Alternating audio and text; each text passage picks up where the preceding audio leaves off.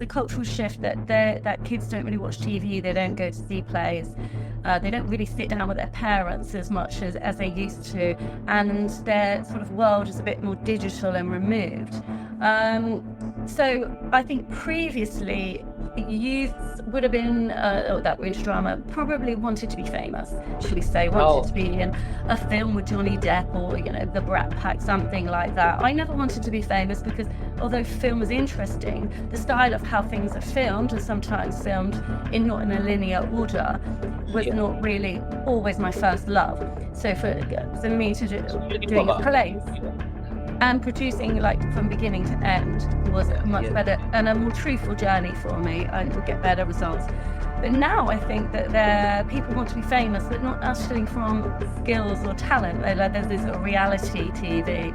They'll sign up to that, or they'll become an influencer, which is kind of like celebrity status with minor talent, So I haven't really kind of experienced any of my students like that, but I think there's definitely a cultural shift.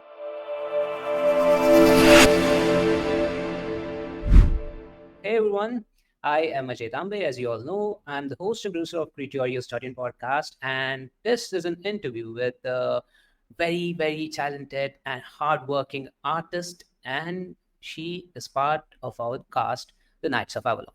This is how we met, and with one thing led to another, and I thought, oh God, she has done good amount of work, and the story is really good. I want to interview her. And as she was part of the project, then it happened. So first of all, let's introduce. Hello, Samantha. How are you? Good morning. Very well, thank you, AJ.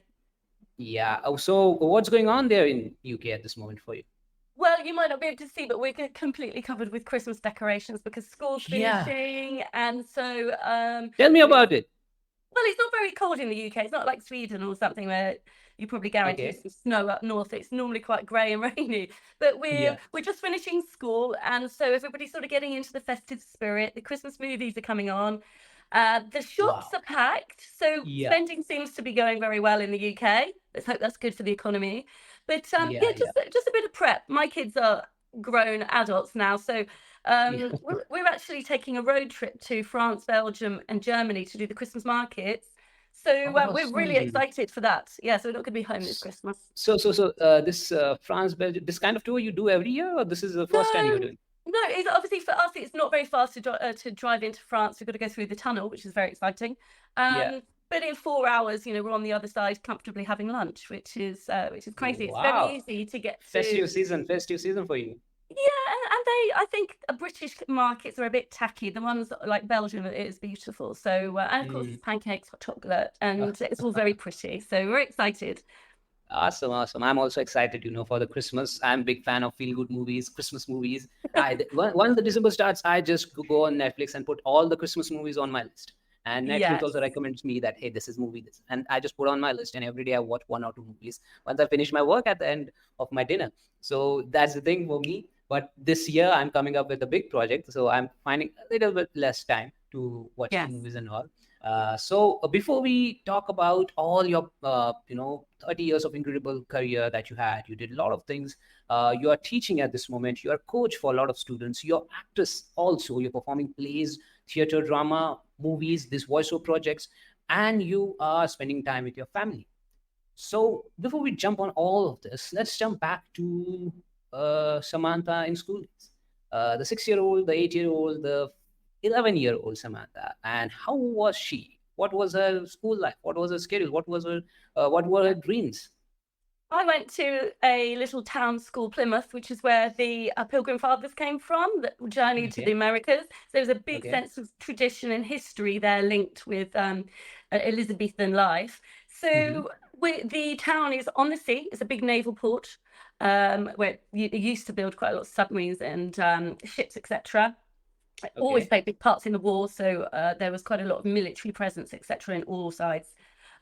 The north of Plymouth, there is what we call the moors. It's very highland, heaths, Stone Age settlements, etc. So great for going on school trips.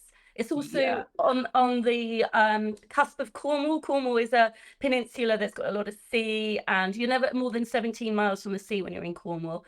And there's a lot of folklore there. So lots of my childhood was play outdoors, and I have a big interest in folklore, which is why I was attracted to your project. And yeah, childhood was interesting. The school was obviously a nucleus of children's Yeah. lives. There were lots of activities going on there. It wasn't a particularly well-to-do town. Money was quite tight. But we had a minibus, so we would always get out. Unfortunately, I was always the one that threw up in the minibus. But what was I like as a Whoa, child? I can relate to that. Oh, I was the I can. awful one I at the can. back. But Oh shit. I think I'm like 6 years old. That's a hard one. I just remember I cut my fringe once, so I always had this Oh. fringe here, and I think I was Yeah, trying I out saw being a your head. headshot. I saw your headshot. It's, I guess, on Spotlight. One Oh of the yeah, headshot. that Is would that have what you're been talking obviously about? as an adult, but I cut mine as a child. So Oh, I yeah, had yeah, one of yeah. those really stubby ones. My mum had to like Okay, finish it off. That I okay, remember okay. doing. I wasn't. My mum says that I never really had like the sort of big personality that I've got now. A bit socially awkward, and I can still be like that, really. Um, by the So time I was, you were saying like you were kind of introvert, shy, yeah, quiet, but yeah. you, what I get from you, you used to enjoy your school trips, I guess, school rides to the school, the journey that you just mentioned, you used to enjoy it. So how were you, like, were you studious in your classrooms, or were you I vicious? was How never were your, particularly right, shall we say. I had actually, I remember my maths teacher in Form 5, I think. So this is about 9 or 10, said to me, you've got to think Mhm. about something else other than tap dancing, because when I was a child, I started dancing when I was 7. So I would just tap my Wow, way around the school. So, wow, but I wasn't interested in maths. Like, unless I knew how much I was going to get paid as an adult, I really just not interested at all. Um, so yes, I spent 10 years dancing, so classical, like ballet, 10 tap. years. So that was, and used to compete as well, go to different towns. The dance school, we used to compete to one another, and then like nationally. So that was That's, interesting. That was that's, all my hobby. I did that 3 times a week, and I wasn't allowed to take up synchronized swimming because we were too busy, which I wanted to wow. do. Um, but what was that like when I was about 11? By then, I think I'd sort of started to come out of my shell a lot of impersonations of characters and people on TV. There's a very Okay. famous comedian called Kenny Everett, totally un-PC, very sort of cheeky and rude, and I used to always try and impersonate him. Come down with lots of clothes and bits and things on, and give the family a bit of entertainment. Yeah, So yeah. by then, I think I'd sort of started to come out of myself a little bit. That's where you figure out, okay, I'm going to do this. But like starting at 8, 10 years in dancing, you also loved enjoying the comedy a lot. And at the same time, that's where you started thinking about, hey, this is the one thing that I can do, and I can take this seriously. That was the thing that I guess you came up with at the end of the summing up the whole thing. So, what happened after that? Like, I mean, like, you became an actress, which is performing theater more of on classical plays and all. But what happened with dance? Like, 10 years, going out to competitions, doing all those things, and like, what was the switch to acting and not dance?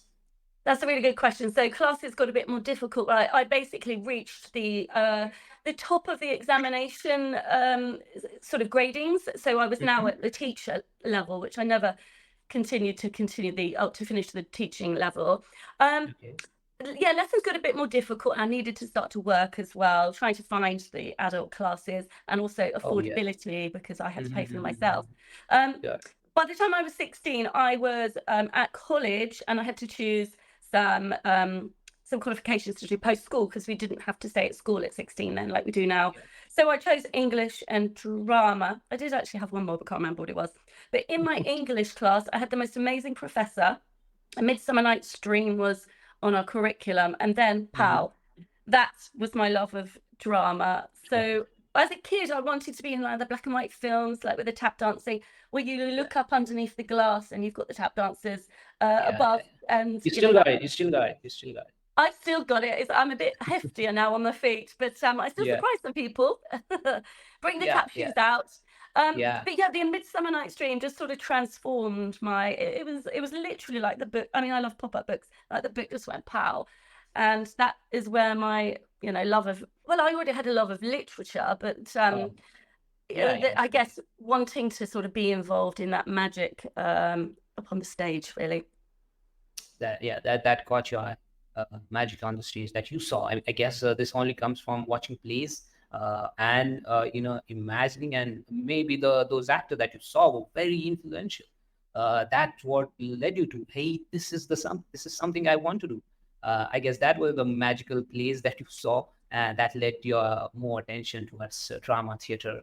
So here's the thing. Now we jump on to your 3 years of acting degree. Like a bit about your time at the Academy of Live and Recorded Arts, Yes. A.L.R.A. What do we say in short?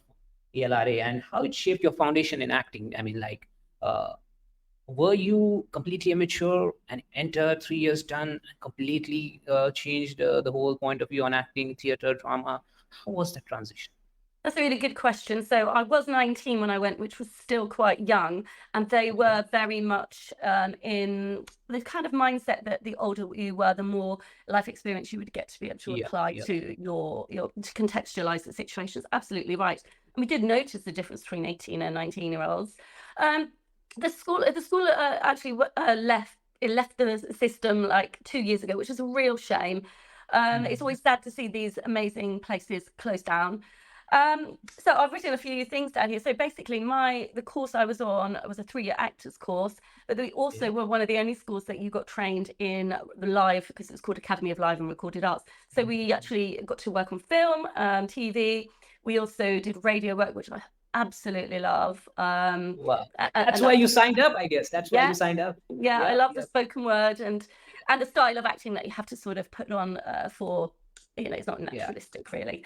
And also we had to take a course in literature. So we were reading a lot of plays and sort of contextualizing genres, and that helped put some context into the plays that you're doing, because you're 19 and you're playing something that's got quite a bit of depth, etc.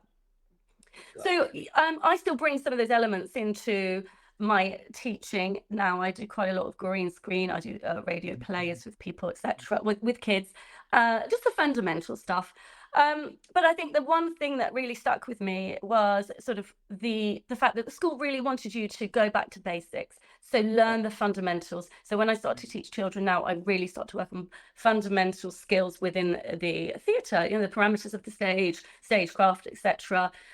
Because it's not a natural concept for them. You normally got the kids looking the wrong way and entering the that happens a lot.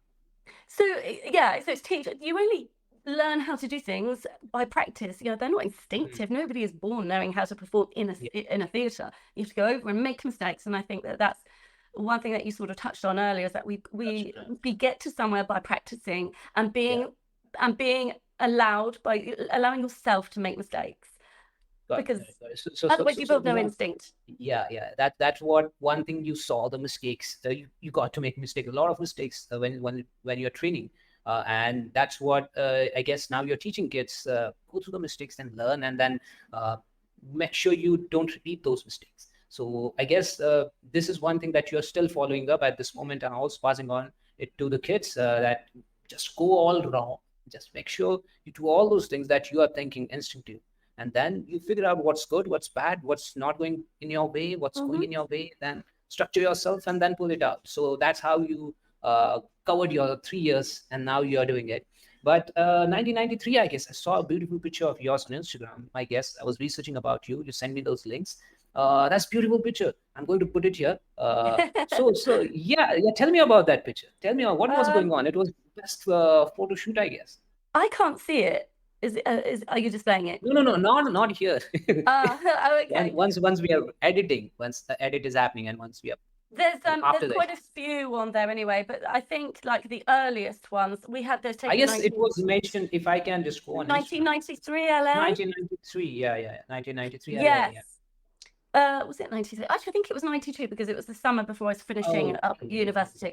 Sorry, not university, drama school. Yeah. So my friend Sharon and I, we wanted to spend a bit of time in the States in our, in our holiday. So we weren't going to sign up for Camp America to go and work with the kids, but our holiday was too short. So we decided just to go on a road trip, which we did. And we ended up in LA, as you do. backpacking. And we went to have some photographs taken, and so some of those are very lovely. You look back and think, oh, that's the way I'd like to think of myself when I was, when I was that's the younger, best. the idealized. Okay. I'm very grey now, so I have a slightly different colour on here. But yeah, it was great fun. Mitchell Rose, he was called. It was very American, very dramatic, and he just took us under his wing. In fact, when he realised we were staying at the YMCA, he said, "Come back and stay with us." So, and when you're young, you just do things like that. So, so we had the photographs taken, and it was a great experience. Got it. So now we jump on to your 1997, I guess 1999, Bacchae Theatre. Is it the proper way to pronounce? It's Bacchae. Please help. Well, it's actually a Greek word, but like if I was to anglicize it, Bacchae. Bacchae. Okay, but the Greeks would probably tell me something different. So how you pronounce it? How you pronounce it? Bacchae. Okay, got it. I think it's actually Roman because it's the Roman version of Dionysus. So he's a god of wine, literature, theatre, and all things bad, should we say? So when I went to do my degree, I after I was sort of working in theatre and education, which is where you sort of tour schools and you take plays in and teach them an issue, or you actually do a play in front of them and do question and answer after. I was also doing other parts of theatre in London, and I realised that I really needed more contextualisation about the text, and I was kind of hungry for validating me playing those Shakespeare roles when I had no idea what they were, what I was saying. So basically I decided to go into a degree. So I spent my time 3 years, and I did some drama in there, but it was very left field. And after spending time training as a classical actor, I wasn't interested in avant-garde stuff. So I then in my second year decided to just drop the drama and just go all for the literature, a literature and language with a focus on classical theatre production. And then my love of like Greek theatre, Elizabethan, not just Shakespeare, Marlowe, etc. I really wanted to produce that type of theatre, and so I went to my professor and said, look, I've got this idea. It's fringe theatre. London has kind of off West End, which are smaller venues, and then they have like pub theatre. This is what we call fringe theatre. We're on the fringes of society, and invariably you're splitting your profits, etc. And he said, well, what interests you? And I said, I really like the Greek and classical stuff. And he said, well, go for that. And he helped sort of formulate with me, and then we put on our first production of The Frogs by Aristophanes, which is a comedy. It's a part of a trilogy, and it's a comedy, a political comedy, where they send up gods and figures, etc. Very, very good fun. Got it. So this particular thing that you do, but it's all women. So what is the thought behind it? What's the idea with women? Just women, yeah. So basically, it's much harder for women. I mean, like, is it like why you came up with this, or what is the thought behind just all women cultural play, classical play in Bacchae Theatre? Absolutely. I'm curious about it. Yeah, so I would imagine, hazard a guess, that most of the plays, the ratio of female parts to men's are a lot smaller. Also, the roles that are available are ordinarily for men. So this is quite frustrating for women, because there's probably a greater percent of female actors in the in the network. So I wanted to turn upon the concept of the boy player, which is where Elizabethan boys would have played the parts of women. So that's what I did. I cast, we've cast a lot of the plays with all women, and also is the ability to be able to cast myself in the roles that I want to do, be able to produce and direct them, so I have complete autonomy over that. But the why more women is simply because they're more grateful. They've got a better attitude, they work better, and they don't always require pay, shall we say. Okay, I get it. The one thing I agreed, I came up with, this must be like male characters are a lot of theirs in the play and female are one or two. So there's not a proper satisfaction to a female artist to perform at a range in any play. It may be one or two getting the chance, but not all of them. That's where you came up with this theater, where every female character gets proper range to perform and proper range to execute and play and grow in becoming a better artist.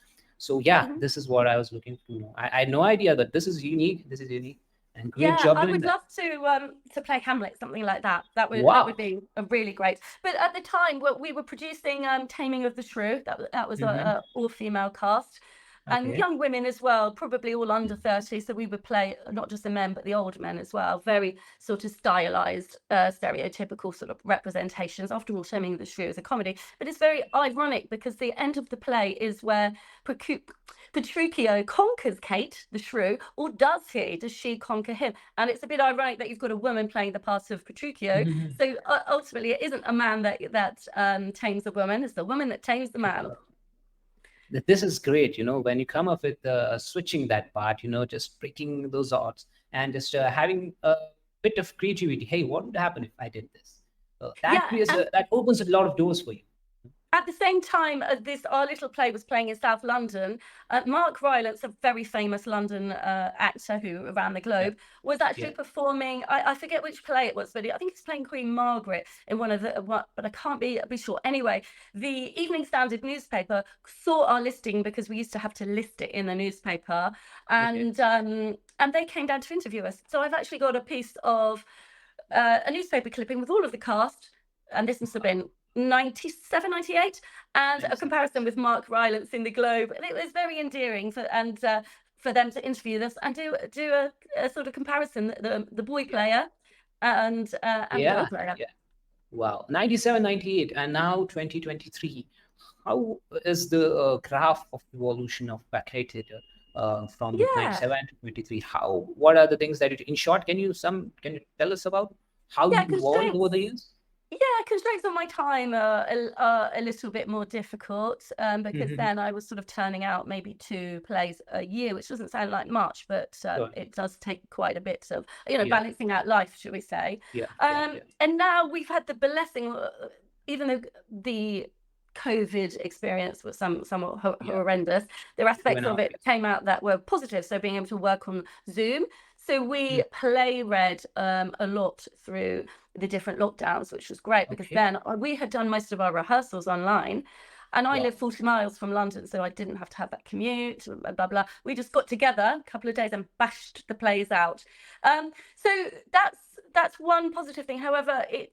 I feel that it's more difficult to enroll people now without any pay, without any sponsorship. Rights Mhm. are about £70 per play, Yeah. per performance, and you need a good bit of money behind you Yeah. before. And You need obviously you need sponsors. exactly, even though I'm an actor and I love to produce and direct, I don't want to have to Yeah, yeah, yeah, pocket everything to ultimately split it because at the end of the day, I'm still a performer. So there's yeah. constraints that way.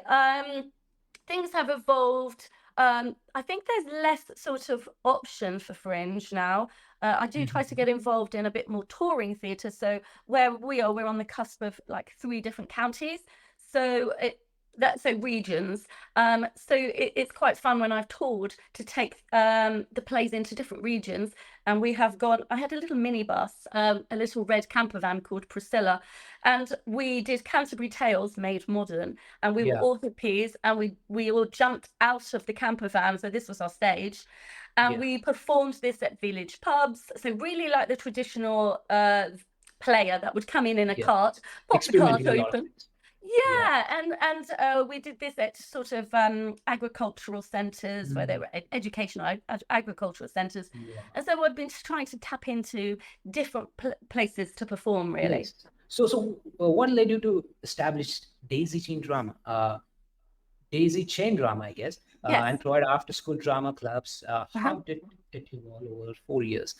Just put a thought on that, like Daisy Chain Drama.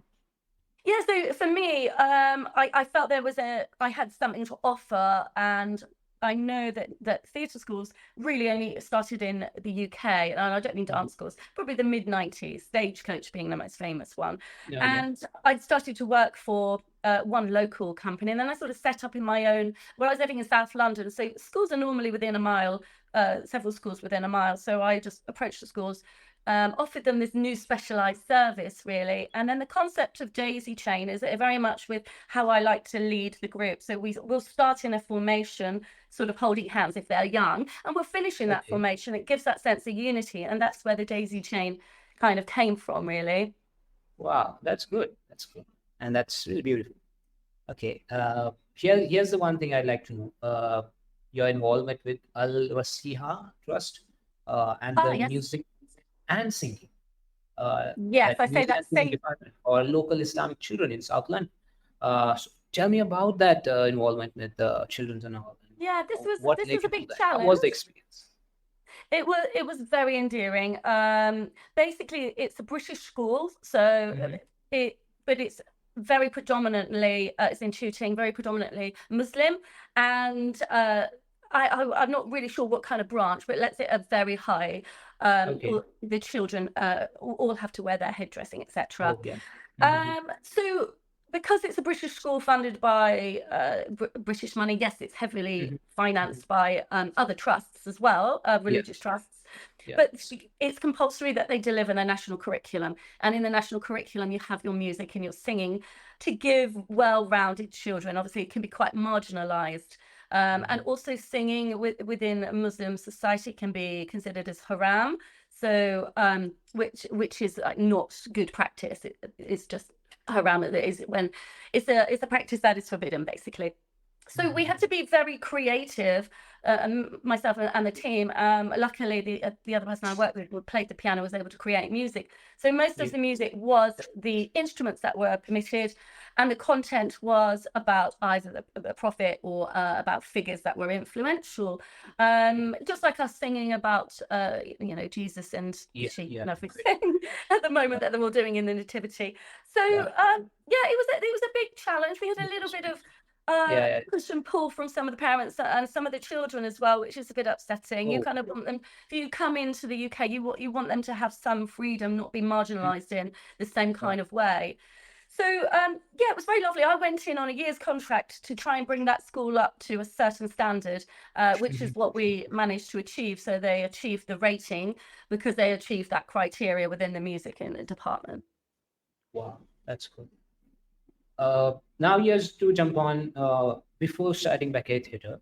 What challenges did you face in achieving suitable parts as performer? And what advice do you have for actors dealing with similar frustrations, in the industry? Like how you guide them? Like, I guess there's a part that feels still like you were not able to perform the way you wanted to. That's where the Bacchae Theatre came into action. Yes. And now I guess there's a lot of, because this is kind of feeling every artist go through. So what advice you give to them at this point?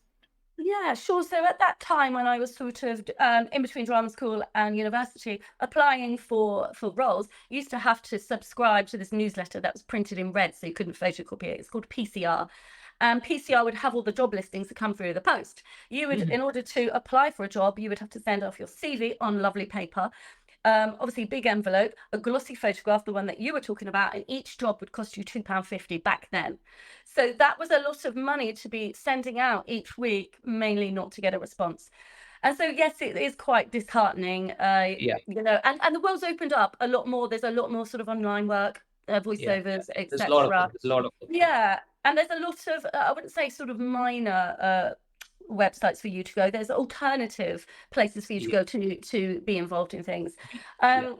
So that was one of the reasons why I set up Bacchae as well, because I could produce what I wanted, and then I could give myself a nice reward, which was normally the part that I wanted to play. Yeah. Also, you get to perform. There's no surety of you're going to play a part, and then there's no surety of you'll get to perform, and you wanted to perform because you are an artist.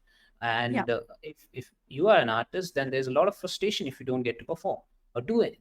So just sitting is not good enough for any artist. That's why this theater helps a lot of women, I guess, female artists to just go out there and perform. And then this is how you evolve. So I guess that's what you did in 1997, 98. And now it's more of good opportunity for, like, there's a lot of crazy stuff happening after OTT came into action. There's a lot of things happening in the media, drama, entertainment field. You perform a lot of plays, okay? So you perform a lot of things. And you do it in different platforms or different stages and do different kind of dramas at the same time. So, is there any superstitions that you follow? Is there any superstition that you have, like, hey, I'm going to wear this socks, this shoe, or I'm going to add this handkerchief with me? It was before. Is there any ring that you have? What's your thought on all of this superstition? In short, no. However, Okay, there's okay, always you can never say Macbeth behind. I don't know whether okay. you've heard this. So you have to call it the Scottish play, because some people are very superstitious about saying Macbeth in the theatre. What happens after this day? Like, That's yeah, that's go on, tell me. I'm curious now. So I don't know where it came from, whether it was a historical figure back in the day that was playing Macbeth and something happened. But yeah, some people are very serious about it, and you don't say Macbeth in a theatre. That's the only suspicion, but it's more for me. It's more a little bit comical. So tell me, what's your procedure once you go for audition? Is there, you pray, you chant, you do something special that, this worked last time, I'm going to repeat it before this audition? What you have with you? Yeah, I mean, your mindset, it really depends. It's a bit like going for a job interview as well. Some days you're in a good place, sometimes you're just not. That's and sometimes really things work, and sometimes oh, people are like, yeah. why isn't that work today? Oh, So I yeah, think, that's really confusing to anyone, right? It yeah, worked last time and it absolutely. didn't. Yeah. And if I do kind of repeat something, I try to always make sure it's very fresh, like I've just come up with it especially for that job or something. So what I do is I try to have my words on a flashcard, so that I have printed them all onto flashcards, and then eventually I'll have minimal words on the flashcard, and those are the ones that I need help with. Okay. Like particularly with repetition, if a sentence that begins with things that repeat itself, it can really throw you.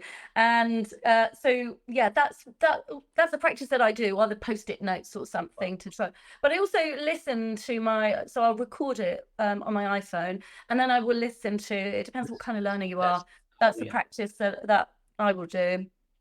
Yeah. Great. I also heard there's one of the actor I know from UK also. I guess you are in the contact. His name is Wayne Reed. So I don't know if you know him. He also does the same thing. Just record the thing and then keep on listening again and again and again. That really helps. So here's the thing. Teaching drama versus practicing drama. How you find balance, because you teach, and this is a good amount of time involvement thing for you. A lot of hours are spent in teaching kids because they are small kids, and this needs proper time, and you teach basics in this field, something that will shape the career of any artist in their childhood, in growing a field. That's the thing, that's where you need to spend a lot of time. And now this is your teaching. And now there's also you performer. You are a performer. You perform, like you did this project. You did Nights of Avalon. You are performing in plays and different theater, in different. How do you balance that part? Yeah, it is hard. As I said, if I'm producing plays myself, then there's only so much time that I can devote to that, because being I'm a head of department as well, so I'm head of drama. And so there's quite a lot of responsibility with that. And everybody knows that a teacher has a lot of work to do that's not in the classroom. Yeah, like 300 reports. So balance-wise, it's difficult, because like when I was working at A.L.R.A Trust, it's in London. It's a 2-hour journey, because the roads are single track. They're still Victorian roads, and even though I'm an hour from London, there's a lot of traffic between here and there. So the traveling was the biggest headache for you? It is a big, like now currently my school is 7 miles away, and so it's like 15 minutes. That's a real blessing, because it's such a waste of your time. Yes, I can listen to my plays and podcasts and things in the car, but it's difficult balancing everything anyway. Like I tend not to go into London to do much, because I can't afford to take that time off to rehearse, because of being a full-time teacher. I can't. Well, what else can I not do? Obviously, it's just time constraints. You've got your family. I've got a family as well. You got confused. Like, what is that? Yeah, exactly. It's a lot of thing. I guess it's you got a good amount of time management. Yeah. Good in that management. That's why I guess you are going on a holiday. That's how you got time. You are excellent in that. Yeah, there'll be things I'll be doing while I'm away, sort of planning the next production. Maybe the teacher part is helping you. Maybe you being a teacher is actually helping you in managing time, because you are guiding people, so you're guiding yourself also, so you're managing your time in proper way so you can execute. And that's really great, like great part that you have added on with you as a quality, and that's really good learning for all of us who's going to listen to this part. Yes. Like, as an artist starting from your career, you thought of becoming an actress, then it didn't work out. Then you started your own play where you got to be that actress that you were looking for. So there was the highs and lows, and then you figuring out time. It's not like, hey, this didn't work out and then I did this. It's not that. It's never that. It's like No. it goes up and down, then you go through a lot of ups and downs, and the graph goes, and the blood pressures and the frustrations, and then you come up with something where you think, okay, I can do this, and it works out. Now you go through that whole phase, and then you come up with another thing, then you change things. A lot of things happen. So the graph of an artist and your career within 30 years is ups and downs, settling, happiness, going down again, the frustration, everything. So in this highs and lows, what is the philosophy that you have with you that gave you Bacchae Theatre? Is there any mantra, any philosophy, any kind of preachings that you, because it happened Yes. at a really young age. It's not like you started 2023. It started No. at 1999, 97.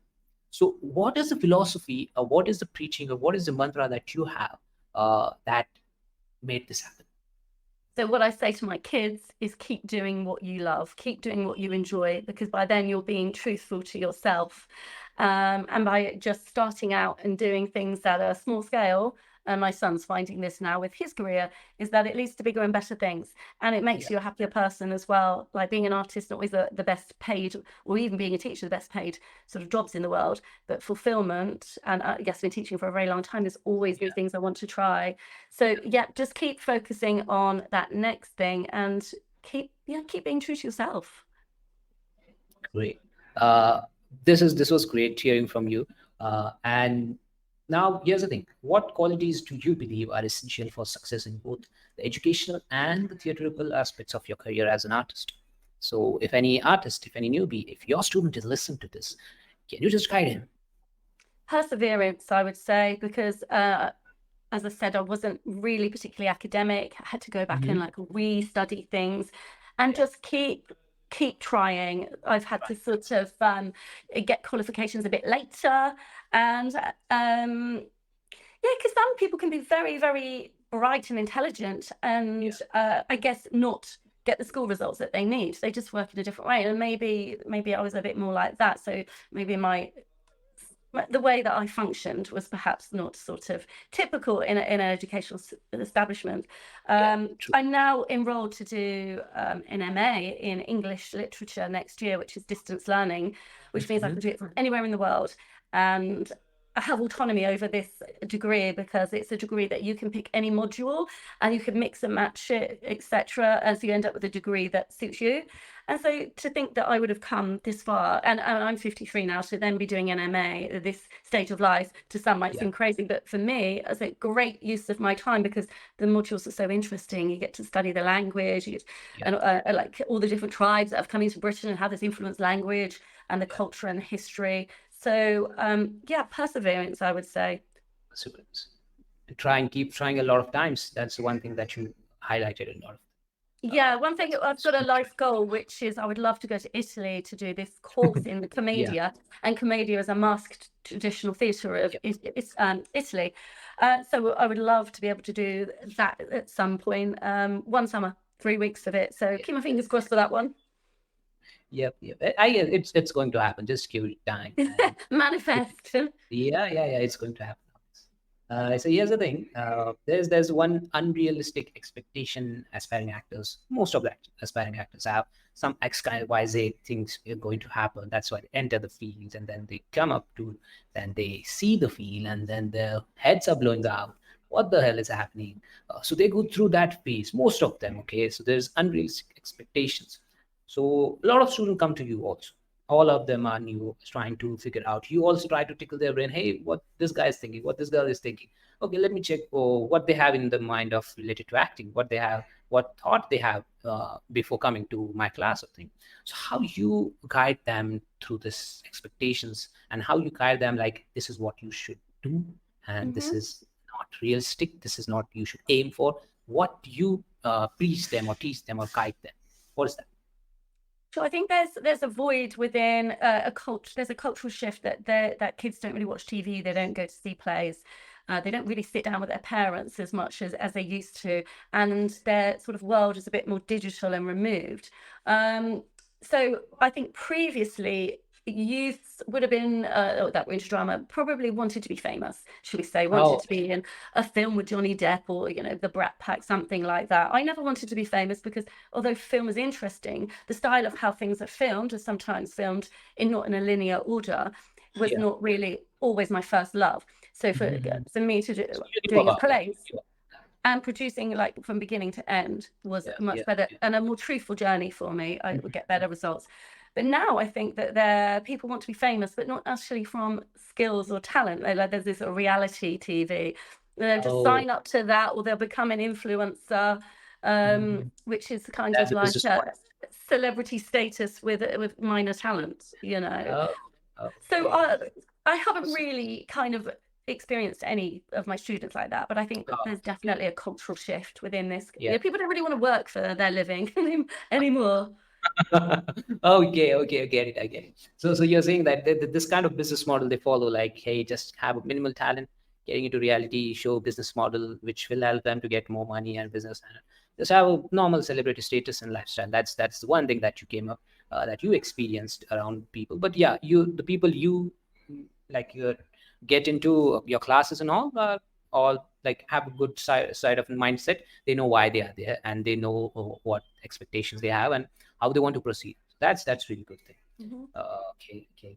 And now here's the thing. Please tell us about your school, Surrey School, I guess. What are the future things happening? What are the current thing happening? Please go ahead firstly on Surrey School. Yeah, this is exciting. So I ran a franchise of Stagecoach, I mentioned earlier, which is a leading theatre school in the UK. So I did that for about 15 years while I was having my children. So I was able to be home with them. And then on a Saturday, I ran the business. But it got to a point where I was only seeing them on a Sunday. So I sold up the business. And then I sat there and thought, right, what am I going to do? And as much as I loved putting the full shows on, I realized that it was more the drama aspect that I was particularly interested in. So in London, there's a drama school called A.L.R.A, London Academy of Music and Dramatic Art. They run examinations for children from beginning to end. And so I then started to approach, like I did with Daisy Shane, the local schools, run their after school drama curriculum freelance, and also direct their plays, etc. So their end of year, end of school plays, whatever. So I have been doing that since 2012, I think. And so we've seen children go from the very beginning all the way up to the end now, which and become teachers themselves while they're at university. They're teaching the curriculum. So I've now trained my own teachers. So now we are working currently on Sunday. We're working on, you're going to love this. So we have got a historical backlog of all the exams that they've done, and we are now recording them to put them onto Spotify, so that they have a catalogue of all of their work. And they've got, because these are drama kids, you get your sporty ones. This is what these kids love. They love a progressive progressive teacher. And even though I consider myself to be of a fair age, I'm progressive in my thoughts. So once we've nailed that, how to do it, where it's going to go, and all the idiosyncrasies, we will then move on to YouTube, and we will then have a catalogue of, because there isn't always a go-to place for kids to see what other kids have performed and get some ideas. And I don't mean copying. I mean get some valid. I mean, I have a look on YouTube, and some of that is pretty poor, but they've got it out there in the forum. So that really is what I'm going to do. This curriculum is going to change next year, and I am formulating how to deliver the lessons online using AI and VR, which nobody has done. So great thinking. Go ahead with it. It's going to work. Go ahead. But it's in the nucleus, so it will take time, but it will happen. Don't worry. So that's where we are at the moment. That's good. And if any kid who's looking to be a part of our podcast in coming times, drama and all, That would I'd be be happy to. amazing. I'd be happy to have them. Any kind of projects, you can use that as portfolio thing. And I'd love to be a part of if Surrey School is having some kind of collaborations where the kids can be to drama, present themselves in that.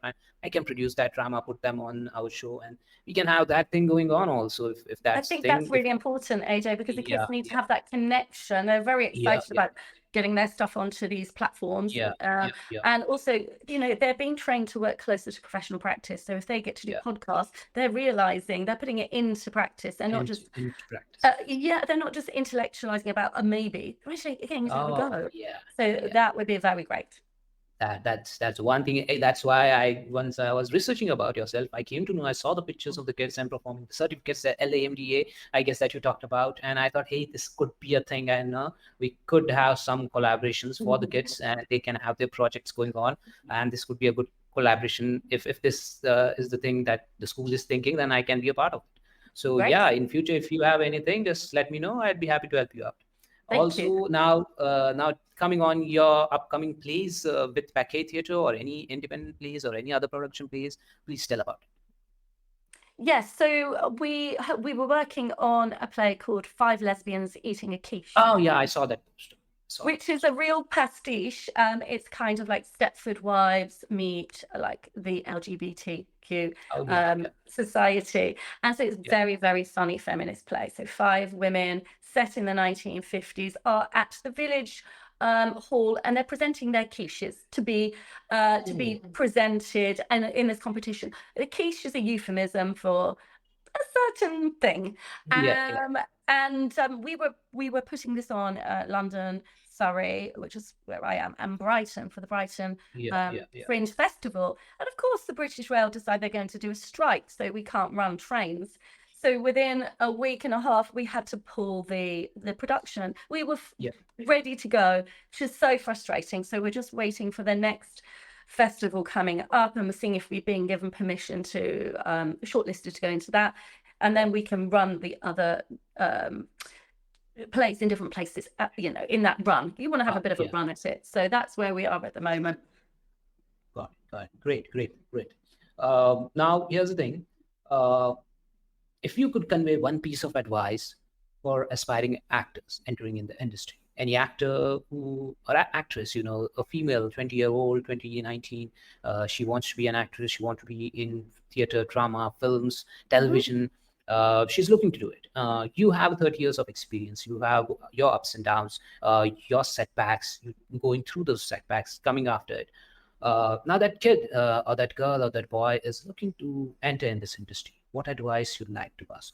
What advice would you give? Yeah, within British society, in villages and towns, you have something called amateur dramatics. So you have a committee that puts on productions. I would say there's lots culturally within the UK. I would say get involved in your amateur dramatics, because normally it's the young people, the sort of early 20s, that they get the roles. And so I would say do as much of that as you can, because it's free training. Absolutely free training. Train. Spend your money. Don't think that you can just wing it. I see on lots of forums, do I have to go to drama school? Well, would you have to go to university to be a doctor?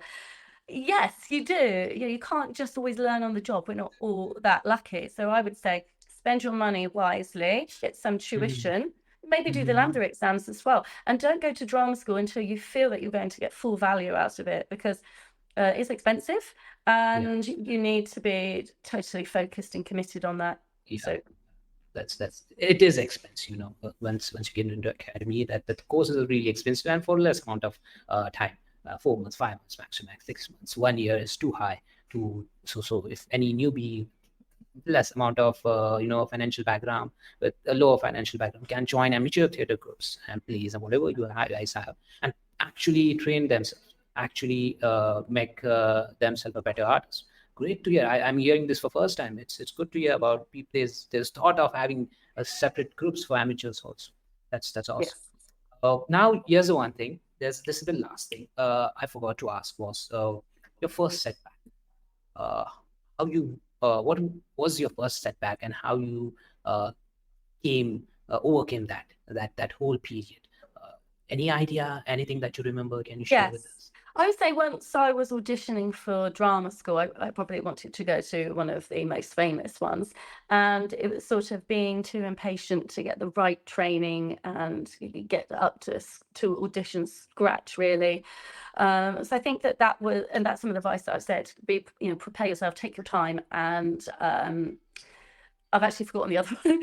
But yeah, Okay. prepare, Okay. take the time, spend the money on it as well. Pay somebody who's professional to help you out. But Yeah. then in between that, it's a bit like paying for piano lessons and not practicing in between. You have to practice. So yes, you're paying for your tuition, but you've got to practice in between as well. So that would be something I'd really That that that's yeah, where. yeah. Okay, okay. Thank you so much, Samantha. Thank you for being on the show. Thank you for being part of the Knights of Babylon. And now it's not done at this moment, but I hope you do it at the end of the day and send me the file. But thank you so much for, at that moment you messaged me, hey, I want to be. I messaged you, hey, are you available for a call? And you just said it, and we had a good video chat, and that's how this thing happened. I came to know about you via your website, your work, and you're doing really great job. I'm inspired by you. The way that the 30 years and how you started it and how you took an initiative just for female artists, and they should have something. I'm going to have it, but there should be something for these actresses too. They should evolve it, and that thought is really inspiring. That's the breaking the thing, that's something that you also think about others at the same time, not being so selfish. It's like having a selfless thought and selfless initiatives to starting a Bacchae Theatre, something like that. And this is really good and inspiring for me also. I came to know a lot about you from your websites and all. I'm going to mention all of this below. Also your social media handles, so people can go check out and follow you. Also from people of your community can just join your classes, take coachings. Anyone who's looking for it can just go and visit your websites, and then can have chat with you and connect with you. So yeah, it was good journey, and I never thought this would go this way, but yeah, it was a lovely interview. Thank you so much for being on. AJ, thank you for your time and your positive words. And yeah, I look forward to getting the recording to you today. I've got a tiny weeny cold, so I need to go and prepare myself. Okay, no problem, no problem. Thank you Thank so much. you. Hey everyone, I am Ajay Nambi, the host and producer of Create Your Study podcast, and now I'm signing off.